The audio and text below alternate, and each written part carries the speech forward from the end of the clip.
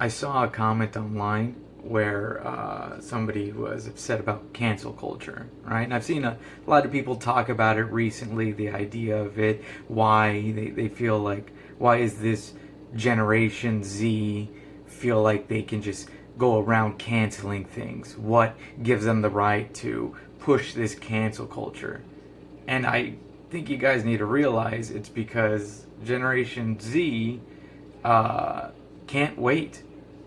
They've been told ever since they were born that the earth is about to end pretty soon, whether you like it or not. They've been told that there is this deadline that they're reaching of being able to live comfortably on planet Earth. So they push cancel culture because they are not willing to waste time on something that they feel in their heart and their gut is wrong. And don't think that they aren't fans of due process. Often they petition and protest for it, which is what you're seeing with a lot of these protests now. Arrest this person, arrest them. So and so deserves justice. They deserve the right to have their day in court, right? That's not what cancel culture is. Cancel culture is saying before that even happens, we're just going to stop supporting you. We are not going to buy your product. We are not going to listen to a thing you say. You, as whatever you are, a business, an artist, whatever, you are not supported by us anymore. Okay? They don't want to wait out and see what their gut is telling them. All right? Because they've seen that happen in their own life with watching their parents and sometimes their grandparents. They see that their parents are struggling to give them the American dream, which is supposed to be a big house, 2 cars, 3 kids, a dog. You know what I'm saying? Most people are still renting right now. Gen Z has seen the countless news articles about major companies firing off a large amount of employees in the third quarter so that they can give their shareholder a bigger bonus check for the end of the year.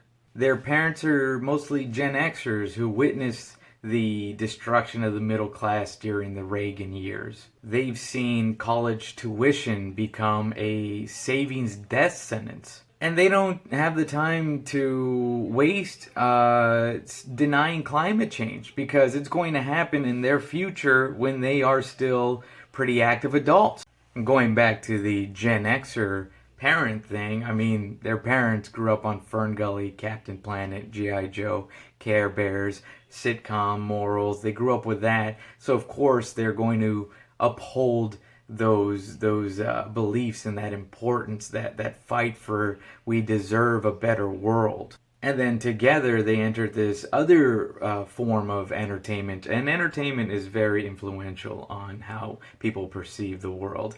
This form of cynicism and sarcasm and a realist attitude of like, okay, we tried to save the planet. Now it's pretty much done. So now we have to make jokes about it because it's very real. It's like that episode of 30 Rock where they're doing Green Zone and the Earth catches on fire and Liz Lemon says, "We need a new Earth. This one's ruined." You know, it's that way of looking like, hey, we said back in the 80s and 90s that you got to take care of this shit, and you didn't, so now all we got to do is laugh until the tragedy happens. But alongside those TV shows and movies are TV shows, movies, YouTube videos that explore mental health and emotion, and they go into it deep and they openly talk about it. So there's an encouragement amongst their peers to openly talk about their emotions and feelings and paranoias and disorders that they may feel, or just, you know, the curiosities that they witness, and then they're like, I'm feeling this, let's talk it out. It's a little bit more accepted, which is good, okay? It's good. Acceptance is good, all right? We've seen a lot of lives, and I know you have, that have been destroyed for having to keep a secret, for having to lock something away. It destroys people from the inside, and you've seen that, okay? It's happened to a lot of people you know, because they had to hide a real self because it wasn't accepted back then. They've also witnessed fake outrage. They've seen it now with the Aunt Jemima. Oh, we're losing her. Boo hoo hoo. That's my childhood. Or Gone with the Wind. Oh no, this is so upsetting. They've seen this play out again and again and again. All right. Remember when everybody was crying because Toys R Us was shutting down? But the reason that it was shutting down was because people stopped buying fucking toys at Toys R Us because it's expensive. They couldn't afford it.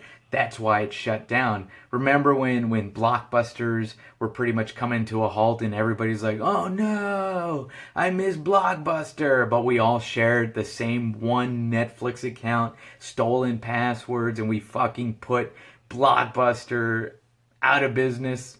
Remember that fake outrage? And they don't want to waste the time supporting something that is going to turn on them, in a sense, because they've seen our celebrities and our childhood establishments become monsters.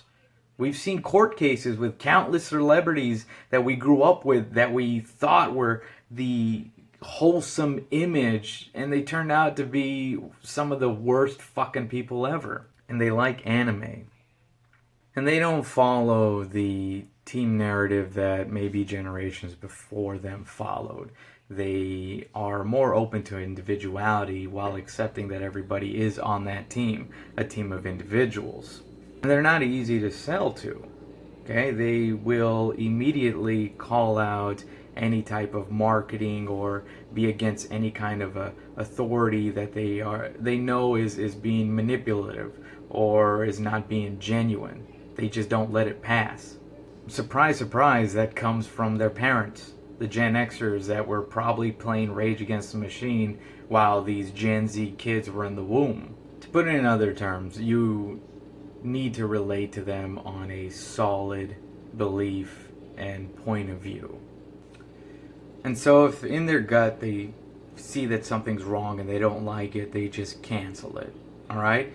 Because the country has only provided a bleak view of the future. Cancel culture is literally saying you only get one chance to fool me, and that's it. That's why corporate family restaurants are failing, because the food isn't that good. And we have neither the time or the money to waste on food that we're like, it's not even that good. So, if you want to survive cancel culture, just don't be phony. That's it.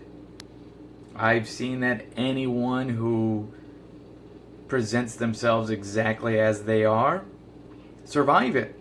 And it goes away after a little bit. It's like, well, we're still going to like this person. And there's been a few people that they tried it. They tried to cancel a few people for stupid things, alright? I'm not talking about anything majorly illegal, just stupid things, old tweets that really didn't say anything, and it just dissipated because the person was genuinely who they were. And you kind of gotta give them a little bit of respect on that. They're just like, we're not gonna waste our time. Sorry. I mean, think about it. Our country is all about consumerism, right? And it's created a lot of things that we don't need. People are not falling for fast fashion anymore. They're just like, well, this is going to be terrible anyway, and it's not even that original. Just let me go to a vintage store, and I'll just get something secondhand, but I feel more connected to it because it is me. I found it, I discovered it, and that's how I want to be seen. So Gen Z, in a time of comfort, don't want to just fall for the comfort because they've seen the deal that we've made. They've seen how it's affected us mentally, how there are a lot of people who end up on their deathbeds with plenty of regret. So they created cancel culture to be able to deal with that quickly. Remember, if you are who you are and you're not a phony and you're not presenting a different you, then you will survive any kind of cancel culture. Alright? And the other things they figured out is that drugs aren't so bad. All of us are on some type of thing, whether it's drinking or smoking or caffeine or Advil, whatever. All of us have some kind of chemical running around in our little system. And you know what I've heard? Lemons are good for flushing out that system. Wow. I said a lot of stuff last night while I was stoned. And what the fuck is up with my eye? Why does it do that weird droop thing?